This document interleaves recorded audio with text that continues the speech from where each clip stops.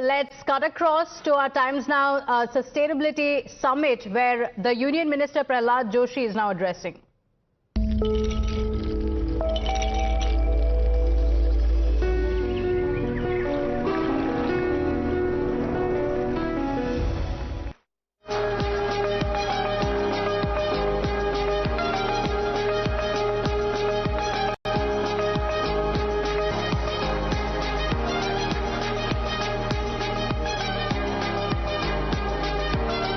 I would now like to request Honourable Minister to please address the gathering and set the tone for the day, shedding light on India's journey to sustainability.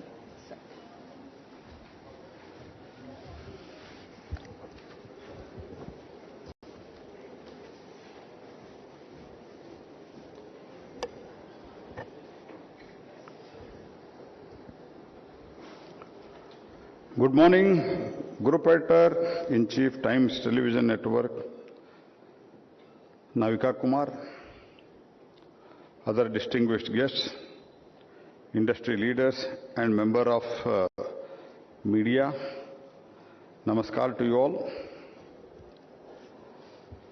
In the middle of monsoon session in Delhi, and monsoon also in Delhi, as yesterday, day before yesterday, quoted by Prime Minister, Parliament is in session. If at all Parliament runs, I have question hour.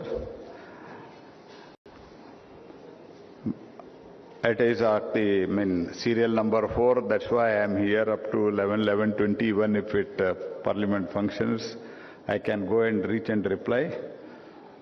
अगर young leaders अलो करते हैं तो parliament में जो young leaders बैठे हैं अलो करते हैं तो so after that I am directly heading to the parliament.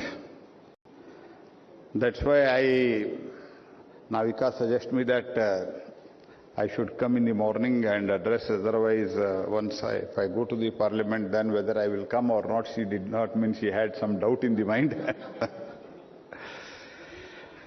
But still, because of the Times concerned about this sustainability and support to this cause, I decided, in spite of question hours and roster in the parliament and many other meetings after that, I am here today. I hope this marks the beginning of the annual platform that brings together policymakers, industry, innovators and the media to shape the India's sustainable journey. The Times Network theme is the India 2035, a self-reliant nation, is both timely and inspiring. It calls upon all of us to move beyond the ambition and commitments towards the actionable solution that can accelerate India's journey towards the Atmanirbhar future. When we speak of 2035, we are not imagining the distant future. We are looking at a future we are already building and it is almost there. तो कुछ लोग criticise भी करते हैं, आप देखे होंगे 2047 के बात करते हैं, 2047 कौन रहेगा कौन नहीं रहेगा, लेकिन इतना तो मैं बोल सकता हूँ, अगर भगवान का सब आशीर्वाद है तो 2035 तक जो सब इधर बैठे हो हम सब लोग रहेंगे, इसलिए 2035 is I think most reasonable target. In fact, over last 45 days, the true innovators are taking the nation to the newer heights. हमारा जो युवा है, they are taking to the new heights. During this time, India has quietly continued to move forward. However, the awareness about these achievements has not reached the masses, probably because of the public discourse has been hijacked by a particular ecosystem. Whether it is the startup Skyroot Aerospace, which launched the country's first privately developed orbital rocket, or this recent hydrogen-powered train, because hydrogen comes under my department, especially green hydrogen, We have already invested more than almost 20,000 crores from the government itself. Many offtake agreements have taken place with the foreign countries.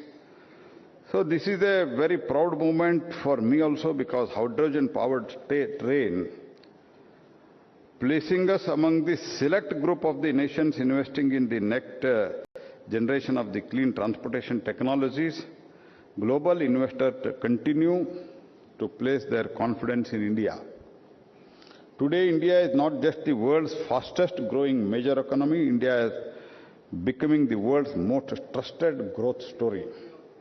The trust has been built through the consistency, policy stability, and decisive leadership of Prime Minister Shri Modi.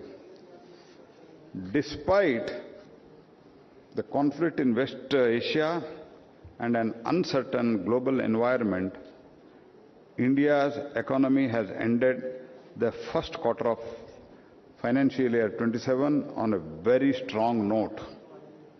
GST collection in June touched nearly about 2 lakh crore, growing by almost 14% compared to the last year.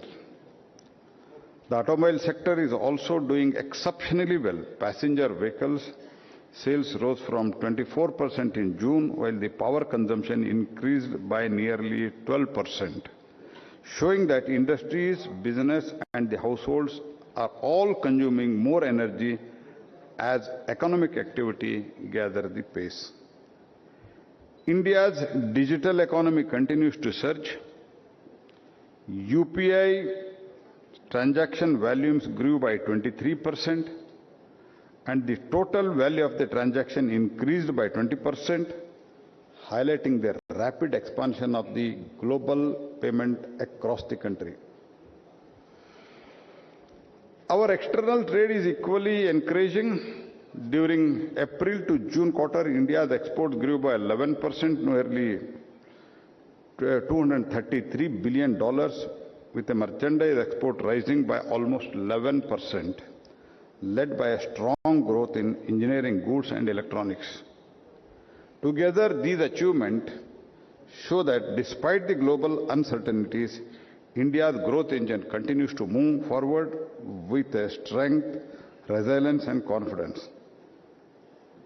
According to the National Generation Adequacy Plan 2026-27 to 2035-36, published by CEA, Central Electrical Authority, India will have 786 gigawatt of non-fossil fuel capacity by 2035-36, accounting to almost 70% of our installed power capacity, that is 1,121.